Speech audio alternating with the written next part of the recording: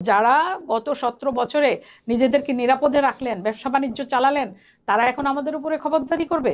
নারী হিসেবে বিবেচনা না করেন, আমাদেরকে আমাদেরকে একজন প্রার্থী হিসেবে বিবেচনা করেন, নারী হিসেবে আমাদেরকে খাটো করেন না আল্লাহর বস্তে। আপনি আমাকে কি জন্য ইনভাইট করেছেন?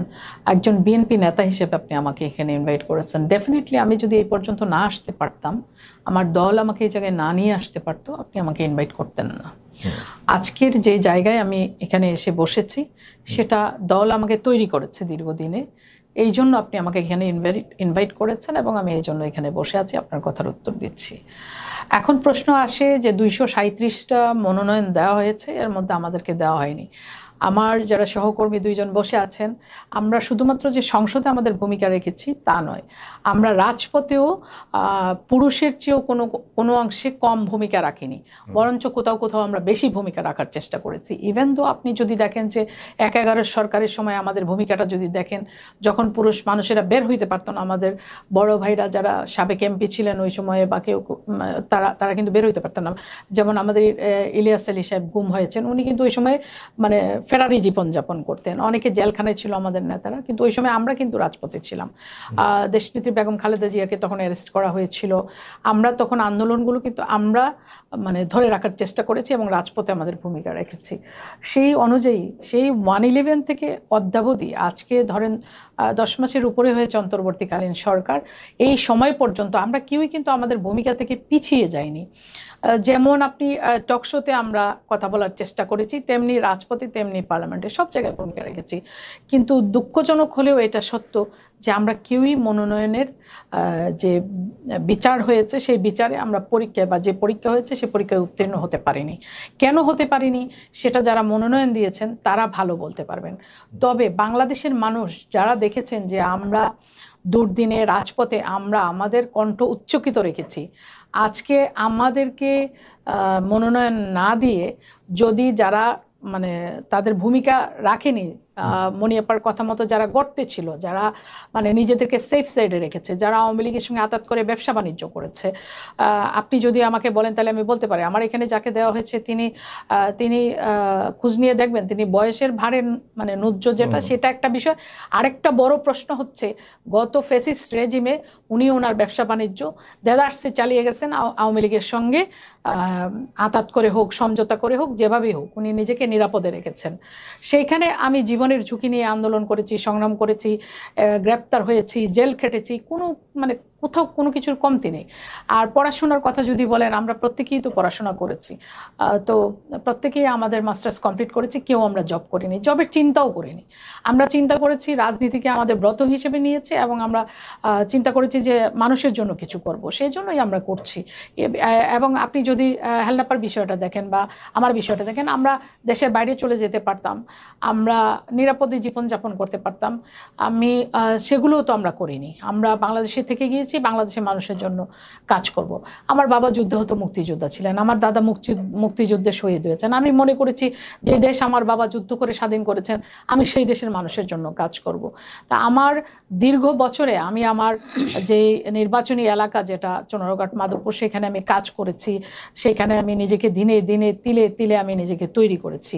আজকে তৈরি হয়ে এসে যখন দেখি যে ছো মেরে নিয়ে গেছে আরেকজন, তখন মানে সত্যিকার অর্থেই এটা হৃদয়ে ভেঙে পড়ার মতন একটা ঘটনা। এবং এই কষ্ট বর্ণনা করার ভাষা আমার জানা নাই, যে কোনো মানুষ এটা কখনো কল্পনাও করেনি যে আমি দল থেকে মনোনয়ন পাবো না। আমার এলাকায় যারা আমার সঙ্গে দীর্ঘদিন ছিলেন, যারা কষ্ট করেছেন, যেই সকল ছেলেরা রাতে ধান খেতে ঘুমিয়েছে, হাওরে ঘুমিয়েছে, ঘরে থাকতে পারেনি, খেতে পারেনি, তাদের সঙ্গে আমি কি কষ্ট করে তখন যোগাযোগটা মানে মেনটেন করেছি। 28 অক্টোবরের পরে আমাকে জেলার ভারপ্রাপ্ত সভাপতি হিসেবে দায়িত্ব দেওয়া হয়েছে। আমি চেষ্টা করেছি আমার যতগুলো ছেলে গুলিবিদ্ধ হয়েছে, যতগুলো ছেলে গ্রেপ্তার হয়েছে, তাদের পরিবারের সঙ্গে যোগাযোগ করা, তাদের আইনি সহায়তা প্রদান করা। আমার এখানে একজন সাংবাদিকের চোখ পর্যন্ত চলে গিয়েছে, আর কোনোদিন এই ছেলেটি চোখে দেখবে না। তো আমি চেষ্টা করেছি, যখন আমার কনভেনার আমেরিকাতে চলে গেছেন, ফার্স্ট জয়েন্ট কনভেনার জেলখানায় ছিলেন, দল আমাকে দায়িত্ব দিলেন জেলার ভারপ্রাপ্ত সভাপতি হিসেবে, সেই গুলির মুখে গিয়ে আমি কিন্তু দাঁড়িয়েছি, চেষ্টা চেষ্টা করেছি মানুষের জন্য, মানে আন্দোলন করবার, সংগ্রাম করবার, কিসের জন্য? মানুষের ভোটাধিকার ফেরত নিয়ে আসবার জন্য। কারণ বাংলাদেশের ভোট ব্যবস্থাটা গত 17 বছরে ধ্বংস হয়ে গিয়েছিল। এত কিছু করার পরে আজকে যখন আমরা ন্যায় বিচার পাবো, উই ওয়ান্ট জাস্টিস অ্যাকচুয়ালি, মানে আমরা ন্যায় বিচার যেখানে পাবো সেখানে দেখলাম যে এটা বর্গি এসে হানা দেওয়ার মতন এসে মানে নমিনেশন ছুঁড়ে নিয়ে গেল একজন। এটা তো হওয়ার কথা ছিল না, এমন তো কথা ছিল না। আমরা সারাটা জীবন এই ম্যাডামের সঙ্গে থেকেছি, সারাটা জীবন দেশনেত্রী বেগম খালেদা জিয়ার সঙ্গে আমরা হেঁটেছি। এই কারওয়ান বাজারে হামলা হয়েছে নির্বাচনী প্রচার মিছিলে ম্যাডামের, সেদিনও আমরা আহত হয়েছি, আমি হেলনাপা ছিলাম সেদিন, আমরা আহত হয়েছি সেদিন। তো আমরা তো চেষ্টা করেছি প্রতি পদে পদে দলের জন্য কাজ করবার জন্য। আসলে সাংঘর্ষিক অবস্থাতে নারী নেত্রী হিসেবে সবচেয়ে বেশি আপনারাই ভূমিকা রেখেছিলেন যতটুকু মনে পড়ে। কিন্তু অবাক বিস্ময়ে আমরা দেখলাম যে মানে মনোনয়নের ক্ষেত্রে মানে আমরা যোগ্য হয়ে উঠতে পারলাম না এখনো। মানে কি আর কতটুকু করলে পরে আমরা যোগ্য হব, আর কি করলে আমরা যোগ্য হব, মানে আমাদের লেকিংসটা কোথায়? মানে আমরা ধরেন পড়াশোনায় আমরা হয়তো ব্যারিস্টারই পড়িনি, বাট আমরা প্রত্যেকে মাস্টার্স কমপ্লিট করা। আমি পাবলিক অ্যাডমিনিস্ট্রেশনে অনার্স মাস্টার্স করেছি, তারাও মানে তাদের পড়াশোনা কমপ্লিট করেছেন। তো এই আমরা যে এই পড়াশোনাটা করেছি, আমরা মানে জব করতে পারতাম, চিন্তা করিনি কোনোদিন জব করব। ম্যাডাম একদিন প্রশ্ন করেছিলেন আমাকে, তুমি জবের জন্য অ্যাপ্লাই করোনি? না ম্যাডাম, আমি রাজনীতি করব। পরিষ্কার জবাব যে আমি রাজনীতি করব, রাজনীতির জন্যই আমি নিজের মাথা স্থির করছি যে আমি রাজনীতি করব, মানুষের জন্য, দেশের মানুষের জন্য কাজ করব। তো এখন আমি যে এই কাজটা করলাম এত বছর, আমার সন্তান, সংসার, আমার সব কিছু ফেলে রেখে আমি রাজপথকেই আমার সঙ্গী হিসেবে বেছে নিলাম, আমি মানুষের অধিকারের জন্য লড়াই করলাম। আজকে যখন আমার এলাকার মানুষ প্রশ্ন করে যে আপা এত পরিশ্রমের পরে, এত সংগ্রামের পরে আপনার যদি এই অবস্থা হয়, আমরা কি জন্য দল করব? আমি তো এই প্রশ্নের উত্তর দিতে পারি না আমার নেতাকর্মীদেরকে। আপনার সাথে দল এটা কেন করলো আমাকে প্রশ্ন করে, আমি এই প্রশ্নের উত্তরও দিতে পারি না। আজকে আমাদেরকে এই অবস্থায় কেন ফেলা হলো? আমরা আওয়ামী লীগের সঙ্গে লড়াই করেছি, আমাদেরকে পুলিশ মানে ধাওয়া দিয়েছে, আমাদেরকে টিয়ার সেল মেরেছে, গুলি করেছে, রাস্তা থেকে আমরা ম্যাডামের পিছন থেকে তো আমরা মানে হটে যাইনি, তো আমরা চেষ্টা করেছি সেটা মোকাবেলা করার। আমরা এখন কথা বলতেই মানে আমি মনে করি যে এখন কথা বলতে আমরা কেমন যেন ভয় পাই, কেমন যেন একটা রিজুতা কাজ করে আমাদের মধ্যে। তখন তো আওয়ামী লীগের সঙ্গে করেছি, ফেসিস্টের সঙ্গে করেছি, তাই না? মানে একটা ফেসিস্ট সরকার আমাদেরকে অত্যাচার করেছে, সেই অত্যাচারের বিরুদ্ধে আমরা মানে দাঁড়ানোর চেষ্টা করেছি। এখন কার বিরুদ্ধে দাঁড়াবো? এখন কার বিরুদ্ধে দাঁড়াবো? যারা গত 17 বছরে নিজেদেরকে নিরাপদে রাখলেন, ব্যবসা বাণিজ্য চালালেন, তারা এখন আমাদের উপরে খবরদারি করবে? সেটা কিভাবে মেনে নিব আমরা? দলের নেতাকর্মীরা কিভাবে মেনে নেবে এই জায়গাটায়? এইখানেই তো আপনার কনফ্লিক্ট তৈরি হয়েছে, এইখানেই তো আমরা এখন মানে স্বাভাবিক কথা বলতে পারছি না।